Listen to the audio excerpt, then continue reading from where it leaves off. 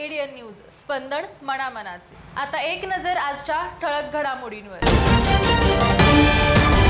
पैठण दरवाजाच्या पायाजवळ मनपाने खोदला धोकादायक खड्डा। आयटक संघटनेचा सुवर्ण महोत्सव देशभरात साजरा। आता आजच्या सविस्तर बातम्या। जागतिक वारसास्थळ असणाऱ्या शहराचे वारस कोण? औरंगाबाद मनपा प्रशासनामार्फत पैठण दरवाजाच्या पायाजवळ एलईडी जाहिरात लावण्याकरिता खड्डा खोदण्यात आला। त्यामुळे संपूर्ण दरवाजाच्या बांधकामास धोका निर्माण होऊ शकतो। या संदर्भात एक विशेष report. Hello Aurangabad, ADN news में आपका स्वागत है। और इस समय हम जहां पर मौजूद हैं, ये वैसे तो सभी ऐतिहासिक वास्तुओं की तरह एक ऐतिहासिक वास्तु भी है। औरंगाबाद तिलक पथ का पैठण दरवाज़ा, पैठण गेट। एक नियम है पुरातत्व विभाग की ओर से कि किसी भी ऐतिहासिक वास्तु के 100 मीटर के अंतर्गत में किसी भी तरह के बांधकाम को करने का परमिशन नहीं होती है। लेकिन 100 मीटर के अंतर की बांधकाम तो छोड़िए, इस समय आपने जो ये कंस्ट्रक्शन यहाँ देख रहे हैं, आप जो गड्ढा यहाँ खोदा गया है, ये बिल्कुल पैठण गेट के पाए के पास खोदा गया है।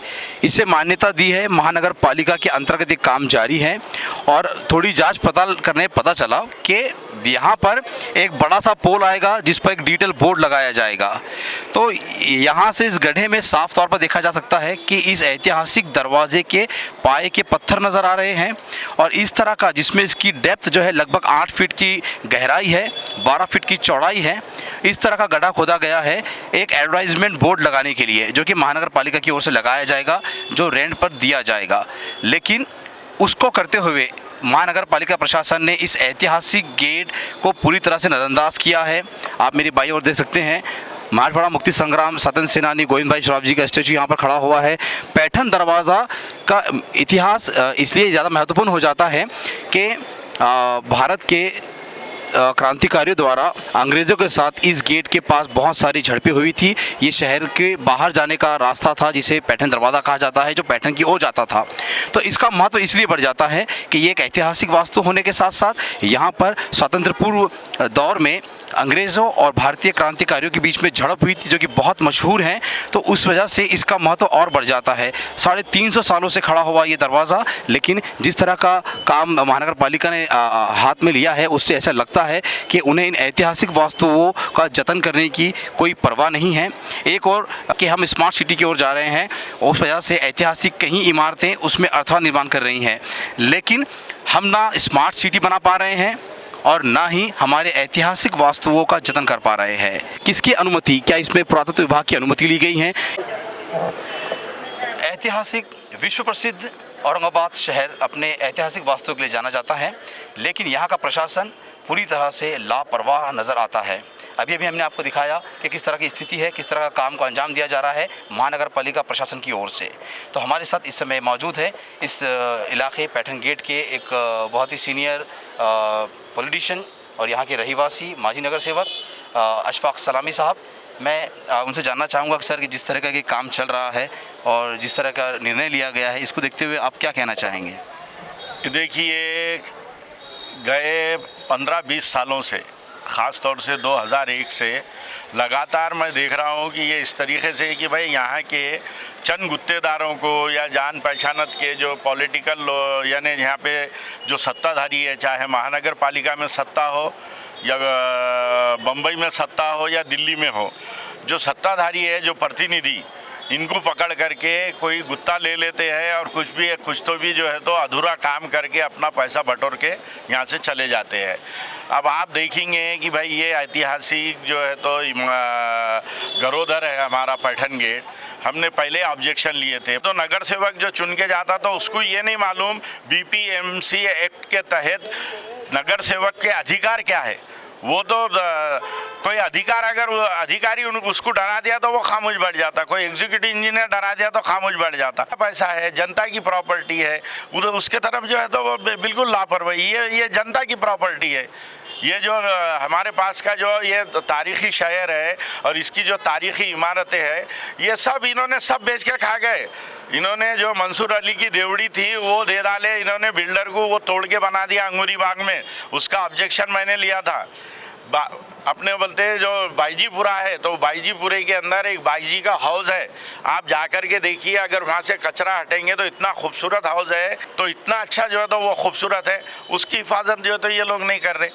अपने बोलते दरवाज़ों के वही हाल है, मेंटेनेंस करना, ये करना, ये जिम्मेदारी है, उसको तोड़ना इनकी जिम्मेदारी नहीं है, इनके हैंडओवर कर दिए बोले तो उसकी हिफाजत करना इनकी जिम्मेदारी है।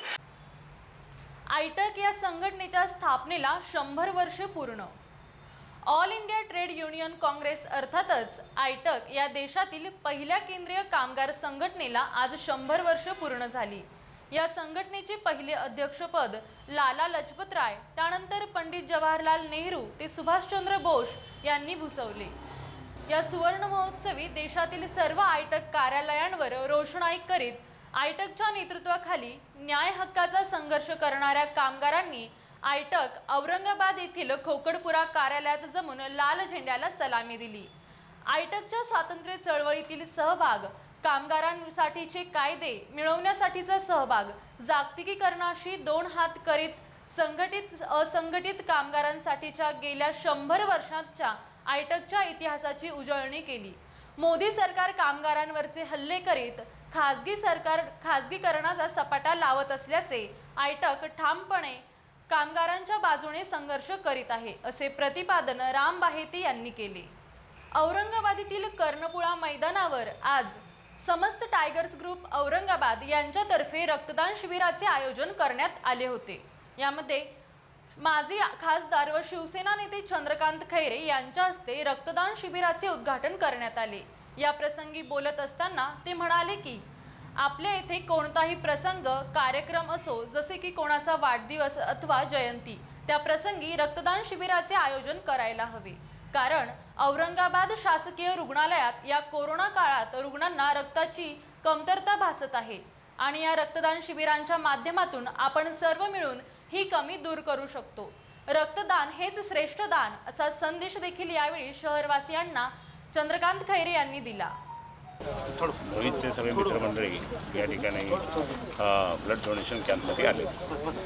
रक्त इतकं कमी आहे आपल्याकडे महाराष्ट्रात, म्हणजे कोरोनामुळे काय झालं की रक्ताचा तुटवडा एकदम कमी पडला, संपून गेला. आणि त्यामुळे मोहितने आपल्या तानाजी भाऊ जाधव यांच्या वाढदिवसानिमित्त हा कार्यक्रम या ठिकाणी केला. मी त्यांना धन्यवाद देतो, सर्व परिवाराला मी धन्यवाद देतो. हे एक चांगलं, कारण जेवढे मुलं जास्त रक्तदान करतील तेवढे त्या लोकांचा, आजारी माणसाचा प्राण वाचतो आणि खूप महत्त्वाचं आहे. तर त्यामुळे रक्तदान हे केलंच पाहिजे. आणि रक्तदान केल्यानंतर रक्त परत वाढतं, त्याच्याने काही कमी होत नाही. आणि म्हणून आज मी सर्वांना या ठिकाणी मोहितला, बाकी सगळ्यांना शुभेच्छा देतो आणि असंच रक्तदान नेहमी करत जा ही मी त्यांना विनंती करतो. बातम्या अजूनही आहेत. आता वेळ होत आहे एका छोट्याशा ब्रेकची. घरगुती उपयोगाच्या वस्तू कुठून आणायचे, रोजचे टेन्शन आता होणार नेहमीसाठी दूर. हो, बरोबर ऐकले आहे तुम्ही. आता छावणी परिसरातील केशर सुपर मार्केट तुमच्या सेवेसाठी सुरू झाले आहे. या एकाच दालनात उच्च प्रतीच्या सर्व वस्तू तुम्हाला मिळणार आहेत आणि त्याही योग्य किमतीत. मग विचार कसला करता? चला तर मग प्रत्यक्ष भेट देऊनच वस्तूंच्या गुणवत्तेची खात्री करूया. आमचा पत्ता केशर सुपर मार्केट, छावनी, नेहरू पुतळ्याजवळ, औरंगाबाद. छावनी परिषद के मुख्य अधिकारी इनका एक आह्वान. छावनी के सभी नागरिकों को सूचित किया जाता है कि अपना मालमत्ता कर, पानी शुल्क और अन्य बकाया राशि छावनी परिषद में जमा कराए. अगर कोई मालमत्ता धारक बकाया राशि भरने के लिए असफल पाया जाता है तो बकाया राशि की वसूली हेतु छावनी नियम 2006 के प्रावधानों के अनुसार कार्रवाई की जाएगी. वसूली जमा करने हेतु संपर्क नंबर 024023708006 और 7722026840. हेच आमचे एकमेव ध्येय. अंबर गॅस एजन्सी मध्ये व्हॉट्सअप द्वारे गॅस बुकिंगची सुविधा, ऑनलाईन बुकिंग, ऑनलाईन पेमेंट करण्याची ही सुविधा. भारत पेट्रोलियमच्या नंबरवर ऑनलाईन बुकिंग करा, तेही घरी बसूनच.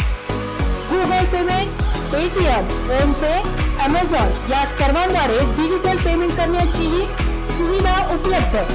Stay home stay safe. आमचा पत्ता अंबर गॅस एजन्सी, एअरपोस्ट ऑफिस, जुना बाजार, औरंगाबाद. नमस्कार. भारत पेट्रोलियम आणि अंबर गॅसचे मी ग्राहक असून त्यांच्या व्हॉट्सअपच्या माध्यमातून गॅस बुकिंग आणि त्यानंतर गॅस घरी आल्याच्या नंतर कॅश पेमेंट न देता ऑनलाईन पेमेंटच्या माध्यमाचा हा आम्हाला खूप फायदा होतोय. त्याच्यासाठी अंबर गॅसचे खूप खूप धन्यवाद. नमस्कार. मी भारत पेट्रोलियम अंबर गॅस एजन्सीची ग्राहक असून व्हॉट्सअप बुकिंग आणि ऑनलाईन पेमेंटची उपलब्ध करून दिल्याबद्दल भारत पेट्रोलियमचे मी खूप खूप आभारी आहे. सुवर्ण संधी, सुवर्ण संधी, सुवर्ण संधी. बेरोजगारीच्या काळात 100% जॉब गॅरंटी देणारे कोर्सेस करा.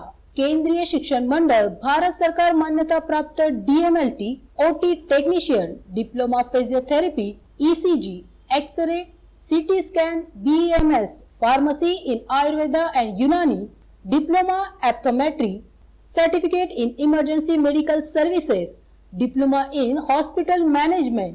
तसेच महाराष्ट्र शासनाच्या यशवंतराव चव्हाण महाराष्ट्र मुक्त विद्यापीठ आणि SNDT महिला विद्यापीठाचे BA मराठी व उर्दू माध्यम, MA सर्व विषय, BCom, MCom, MA एज्युकेशन, मानवी हक्क, गांधी विचार दर्शन, समंत्रक प्रमाणपत्र, बाल संगोपन कोर्स, नोकरी व्यवसाय सांभाळून हे कोर्सेस करता येतात.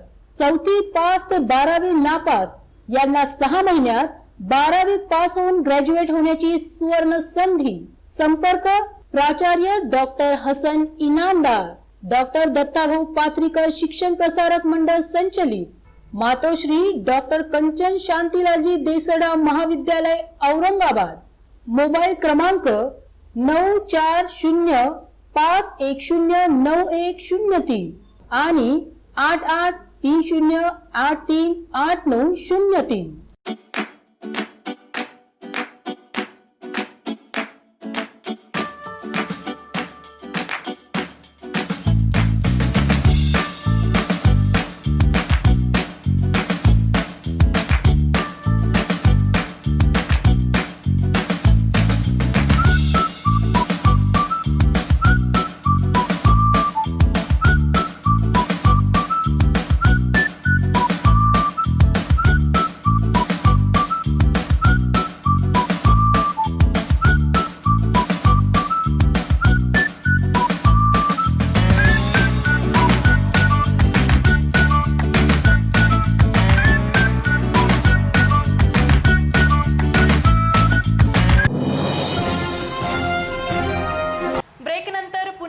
आपल्या सर्वांचे स्वागत.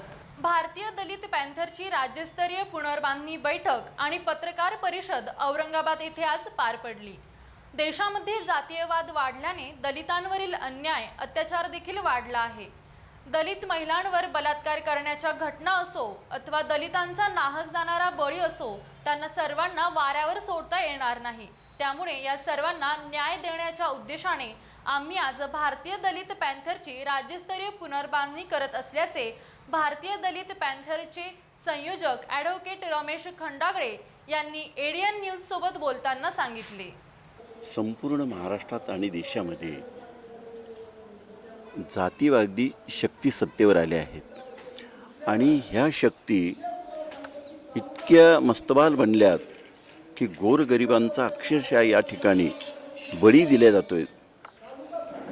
गावामध्ये किंवा महाराष्ट्रामध्ये किंवा देशामध्ये दर 4 मिनिटाला एका महिलेवर बलात्कार होतोय, अशी अवस्था आहे.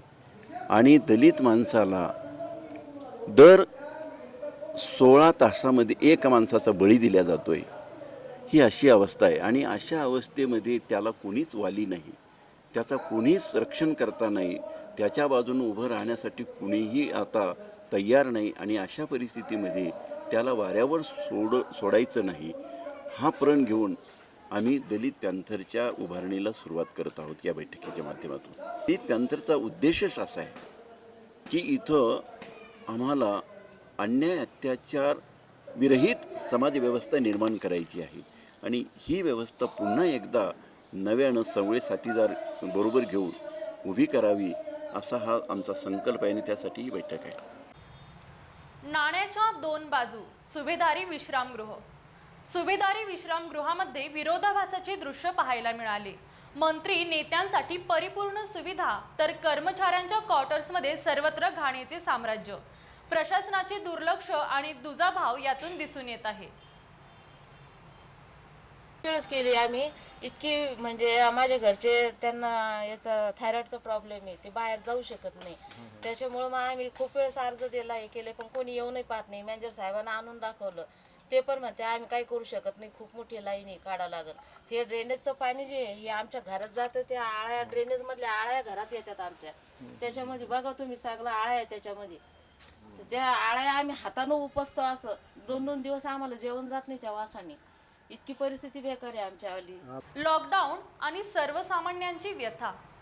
लॉकडाऊनचा परिणाम आता सर्वच क्षेत्रांवर दिसून येत आहे. त्याचे पडसाद हे आता सगळीकडे उमटत आहे. या प्रकारेच घड्याळ व्यावसायिक देखील याला अपवाद नाही. या संदर्भात औरंगाबाद शहरातील घड्याळ व्यावसायिकांशी चर्चा केली असता लॉकडाऊन पूर्वी प्रत्येकाच्या हातात मोबाईल आल्याने घड्याळीचे महत्त्वच कमी झाले आणि आता लॉकडाऊनमुळे तर संपूर्ण व्यवसाय मोडकळीस आल्याने घड्याळ व्यावसायिकांच्या उदरनिर्वाहाचाच प्रश्न उपस्थित झाला आहे. तब कुछ अलग बात थी वो, और काफ़ी रिपेयरिंग चलती थी, उसमें काफ़ी हमारा अच्छा गुजारा हो जाता था. अब आज की डेट में मोबाइल आने से लोग रिपेयरिंग का दौर रहा नहीं, और तकरीबन यूज़ एंड थ्रो ज़माना आ गया, चाइना आ गया मार्केट में. वो हिसाब से जो है हमारा ज़रा गुजारा मुश्किल हो रहा है. शेवटी पुन्हा एकदा आजच्या ठळक बातम्या. पैठण दरवाजाच्या पायाजवळ मनपाने खोदला धोकादायक खड्डा. आयटक संघटनेचा सुवर्ण महोत्सव देशभरात साजरा. आणि याबरोबरच आजचे बातमीपत्र इथेच संपत आहे. पुन्हा भेटूया पुढील बातमीपत्रात. तोपर्यंत आपण पाहत रहा एडीएन न्यूज, स्पंदन मनामनाचे.